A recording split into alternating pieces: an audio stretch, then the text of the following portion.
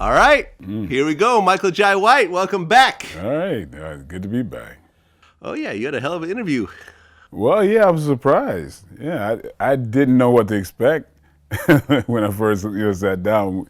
That's when you and I just got to know each other. Mm-hmm. So I didn't know where it was going. So I just was like just rolling with it. Well, we did a list of our biggest interviews of 2019, and you were number 7. Yeah, that really surprised me. It really surprised me. Yeah, 8 million views combined. Yeah. Yeah, well, I like I said, I was really surprised about it because usually when I do interviews, I just don't think. I'm just like in point me mode, and but I just know with the, kind of most of the people who interview you, they're not from the background that you and I possibly share. You know what I mean? They're not as knowledgeable about streets and just kind of the alpha shit. And so to have another cat that's like a real cat talk to me, it's like it brought out other things. I felt like I'm speaking to people I grew up with. So that was a pleasure for me. Oh yeah, and you and I have become friends since then. Oh yeah, I've been to your house a bunch of times. Yeah, last week. Yeah, last week. Went to a bunch of the fight parties. And what was interesting as when I was walking around your place last week, one of your friends was like, "Hey, when you guys did that interview, how long did you guys know each other?"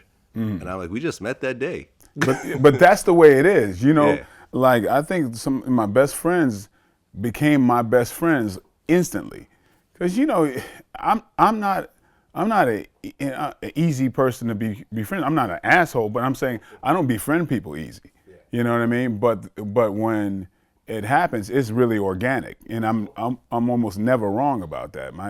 I've been on my own for a long time, and one of the things you do, you learn how to assess people, and so that's how it is to me. Like you click, and you always click because it's like you vibrate at a certain level together. So that's what it's about. And I always trust my instincts like that. Hey man, listen, I definitely appreciate our relationship, and I'm a big fan of what you do on top of that. Yeah, me too, man. I've learned a lot just seeing we're in the same industry, and what you're learning, what we share as far as information and things like that is deep, because it's like it's real stuff, real life, real news. So it's very interesting to me. No doubt. Well, let's go ahead and get into it then. Yeah. I looked you up again, and you currently have 101 film credits.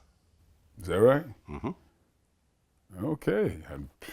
Sounds like a lot. Film and TV credits. Yeah. Okay. Mixed together. All right. That's a lot.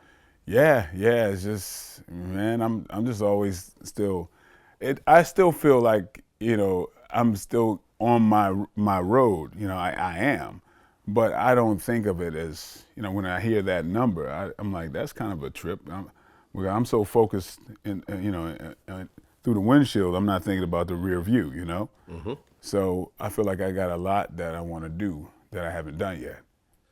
Yeah, I mean, it's been quite a journey since your first acting role was 1989 in Toxic Avenger Part 2. Oh, shoot, yeah. As Apocalypse Incorporated executive Michael White. That's funny, man. They use your real name, huh? But yeah, but that's how I learned that I had the mindset of a director and producer, because I was supposed to play one little part and be gone. I ended up choreographing, ended up doing like a dance thing there. I doubled the lead and created like about 3 scenes in the movie, just because I started like opening my mouth up and saying, "Hey, what about this?" And people started listening to me, and so they dug my ideas, and ever since then, that's been my thing. I've always just thrown myself completely into whatever I'm doing. When I did the Tyson movie, I created roles there. I even wrote a scene that it turned out to be the director's favorite scene, and it was something that I felt like was missing from the script. And he dug it. I mean, it was like, I'm like, yo, I shot it to him and I said, well, hey, you don't have to say I wrote it at all. I don't care about credit. So that's really what it's like, man, because, even when I did the Tyson movie, I was the only person on that set who came from New York, who was a teenager at the same time he was a teenager, who grew up in a lifestyle that was similar to him. And so the director was from Germany, he was over in the country for 4 years. The costume supervisor was from Ireland. Like, I was one of the only Americans on the damn on the damn set. So I was like, I had to open my mouth and say, yo, this ain't right.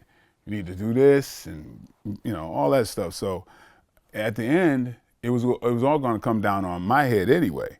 So, ever since my beginning, I knew, hey, I don't care about whatever lane it is. I'm going to do my best, and if I got something to say over here, and it makes sense, and we all win from it, hey, I'm going to open my mouth.